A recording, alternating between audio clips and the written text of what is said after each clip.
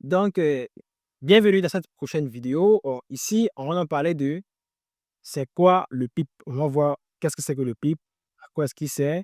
On va ensuite parler de c'est quoi une pipette. OK? Et ensuite, on va voir donc comment est-ce qu'on fait donc pour lire la potation d'une paire de vis. C'est parti. Donc, c'est quoi le PIP? Le PIP, c'est simplement le diminutif en anglais de percentage in points.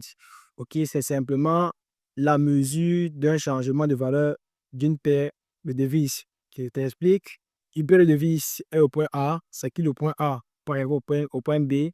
Donc, le PIP, c'est simplement cette variation-là de B-A ou de A vers B. OK, donc le PIP, c'est la quatrième décimale.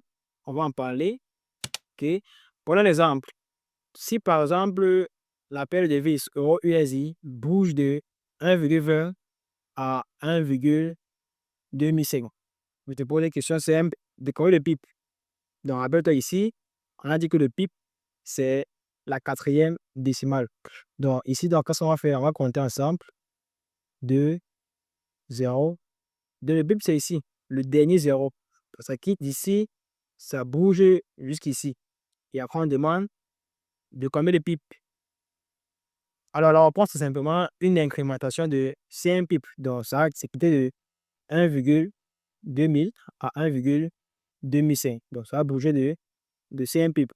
Pour faire le calcul, c'est assez simple. Je fais seulement ceci, 1,2005 moins 1,2000. OK, donc, prenons un autre exemple.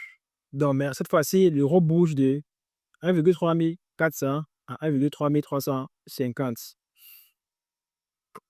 De combien de pips est-ce que tu vas trouver? Un des trois, oh, c'est bon.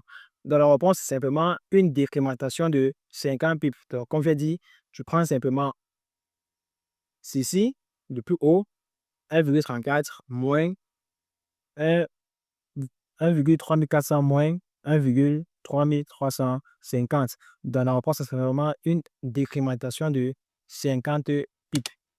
Donc, il y a une exception à ceci et l'exception, c'est sur les paires de devises qui ont le yen. OK?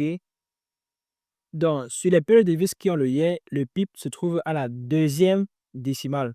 Donc, prenons un exemple pour que vous compreniez. Donc, ici, par exemple, on a USD Yen. USD Yen, par exemple, le prix bouge de 100,10 à 100,15. Donc, on a dit que le PIP, c'est la deuxième décimale. On va compter 1, 2, donc 0. Ça quitte donc d'ici à ici. Donc, la question, c'est de combien de PIP? Combien de PIP? C'est facile, c'est simplement une incrémentation de 5 pips. Donc, on va prendre ceci, 100,15 moins 100,10. OK? Donc, c'est un peu simple. On prend notre exemple. Le yen bouge de 100,25 à 100,10. Combien de pips? C'est simple, c'est simplement une décrémentation de 15 pips. Donc, ça s'est quitté de 125, alors ça a baissé. C'est simple. Donc, sur les marchés, à quoi est-ce que ça ressemble sur les marchés? Donc, nous assistons sur le marché. Donc, le point de repère ici, ce sont les lignes qui sont en bleu. OK? Donc, pour parler un peu d'incrémentation de PIP, par exemple, disons que le point A, c'est le trait ici, le premier trait qui est en bas. Donc, c'est 1,152,23. Donc, ça quitte de 1,152,23 au deuxième trait bleu qui est 1,152,77. Donc, de combien de PIP? On va simplement faire ceci moins ceci pour trouver le nombre de pipes. Mais après, je tiens à vous dire que ce ne sera pas manuellement comme ceci. Il y a déjà des robots qui permettent de calculer ceci ou encore des applications qui permettent simplement de calculer ceci pour éviter que tu le fasses manuellement. Donc, maintenant, parlons un peu des pipettes. Donc, ce qu'on appelle la pipette, c'est simplement le 1 dixième d'un pipe. OK? C'est le 1 dixième d'un pipe. Donc, il s'agit ici en fait de la cinquième décimale et de la troisième décimale sur les paires de devises qui ont le yen. Donc, un exemple, l'euro bouge de 1,3500 à 1,3505. Donc, de combien de pips? C'est simple, ça fait une incrémentation de 5,2 pipettes. Donc, on va dire 5,2. En fait, 5 c'est le pip, 2 c'est la pipette.